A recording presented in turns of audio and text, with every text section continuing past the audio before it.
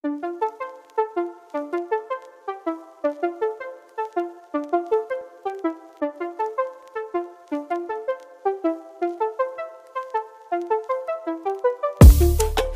can see you looking at me.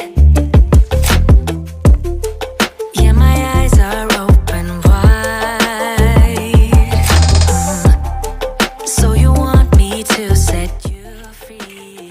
Oh iya, aku lupa kan hari ini ada tugas dari Bu Rayu. With me outside. Tell me everything about you.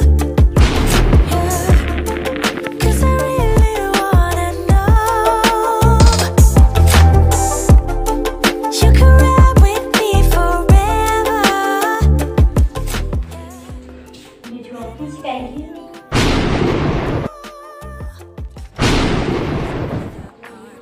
Assalamualaikum teman-teman. Perkenalkan, nama saya Imin Stevi. Saya dari SMP Negeri 2 Buminago, kelas 7B, dan saya hari ini akan mengerjakan tugas dari Bu Rayu.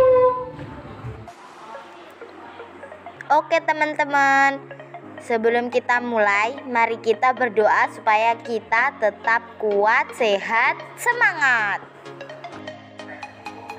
Jadi, kali ini saya akan membahas tentang perbedaan sel hewan dan sel tumbuhan. Untuk memahami lebih lanjut tentang perbedaan sel hewan dan sel tumbuhan, mari kita tonton video ini sampai habis. Kali ini kita akan membahas tentang sel tumbuhan dulu ya teman-teman.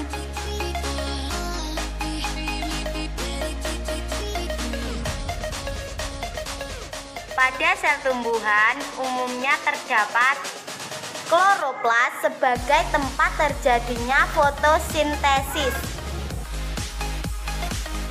Vakuola berfungsi sebagai tempat penyimpanan cadangan.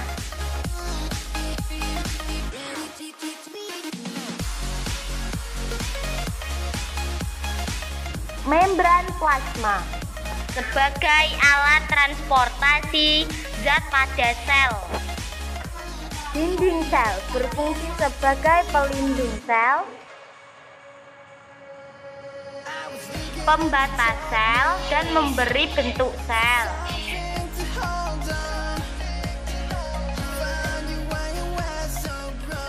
Ribosom sebagai tempat sintesis protein. Nukleus sebagai pengatur seluruh aktivitas sel. Mitokondria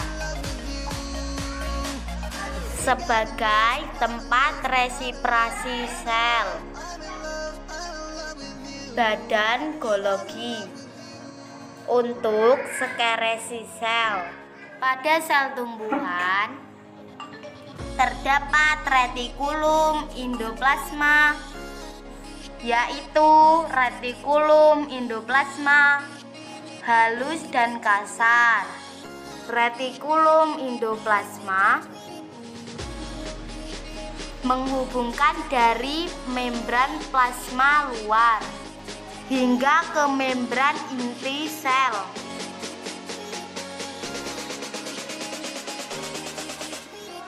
Fungsi Re halus sebagai tempat sintesis lipid dan fosfolipid. Fungsi Re kasar sebagai tempat melekatnya ribosom. Sel hewan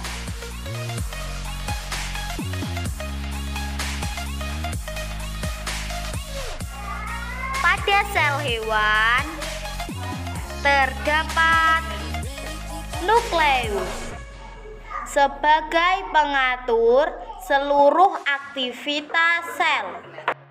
Aparatus Golgi untuk sekresi sel. Santriol untuk pembeahan sel. Isopasang santriol. Santrosom. Lisosom. Pencernaan intraseluler dan menghasilkan enzim. berfungsi hidrolitik. Sitoplasma sebagai metabolisme sel. Membran plasma sebagai transportasi zat pada sel.